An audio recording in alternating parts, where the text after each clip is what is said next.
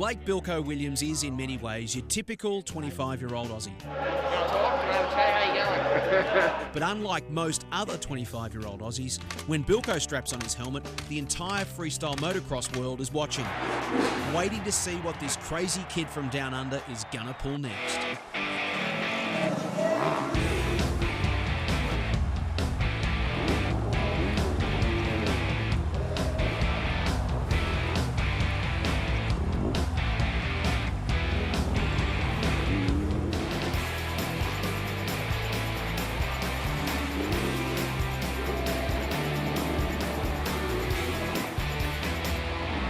I only got a dirt bike because someone owed my dad money and he had a little Pee-wee 50 and he's like, oh, you can take that. And then my sister and I rode it around and the throttle used to stick on, used to crash into the fence, and I don't know, it was just a lot of fun. I was still really into BMX at the time and raced that till I was 12, but I always had a dirt bike.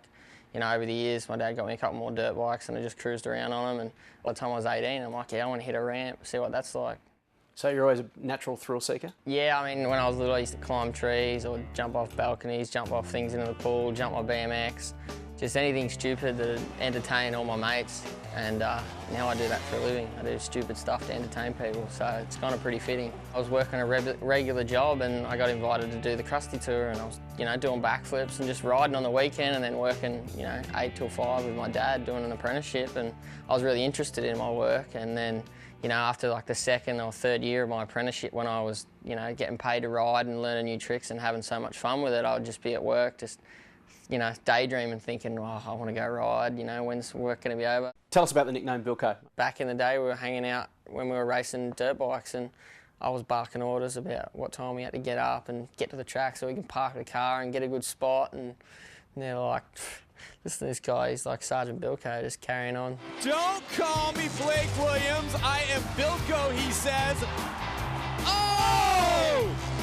He just came to the biggest stage in all of freestyle motocross, the X Games.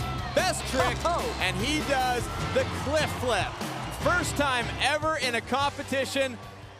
When I first came to America, I had this thought in my head that if I don't do good now, everyone's going to forget about me and I'm going to go home and, you know, I'm not going to be able to get sponsored or make it back here. And sometimes you have to throw it all on the line, but I used to do it every time I rode, and it didn't really work out. It kind of did, and everyone's like, man, you shouldn't have done that. And I'm like, I thought I had to, you know, I thought I had to impress everyone and, you know, get people talking and get the sponsors and just to be able to, you know, live out here.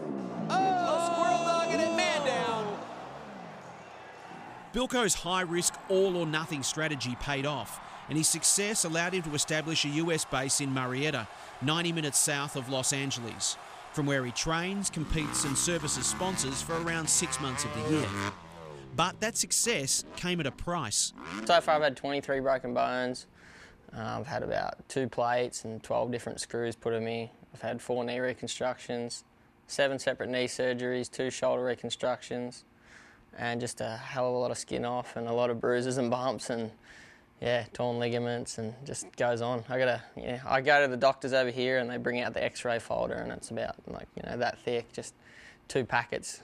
Does that not seem strange to you? I mean, it's part of the job, you know. It's pretty hard to do what we do and not get hurt. I mean, you just have to tell yourself, I'm going to do it, I'm going to do it. You know, most people say that, you know, we're cocky and stuff like that, but if you're up there doubting yourself, then there's, you know, a 9 out of 10 chance you're going to get hurt. You just have to tell yourself that everything's going to be fine. I mean, if you're not going into it with complete confidence, then you are going to crash. You're just going to panic, and you need to just tell yourself, have the mindset that you're 110% sure that this is going to work. Plate and 9 screws. There's 4 on one side, then the brake, and then another 5 screws. It's definitely, you know, going to suck in the future a little bit, but I mean, I don't want to look back and say, nah, I didn't want to get hurt, so I didn't go out and have a go. But yeah, obviously, you know, I'm going to pay the price for it later. But you know, if you want to chase your dreams, you've got to sacrifice something. But we'll figure it out if it was all worth it in a few years, you know. In part 2 of Aussies Abroad, Blake Williams, Bilko crashes out in Moscow and faces a race against time to be fit to defend his X Games crown.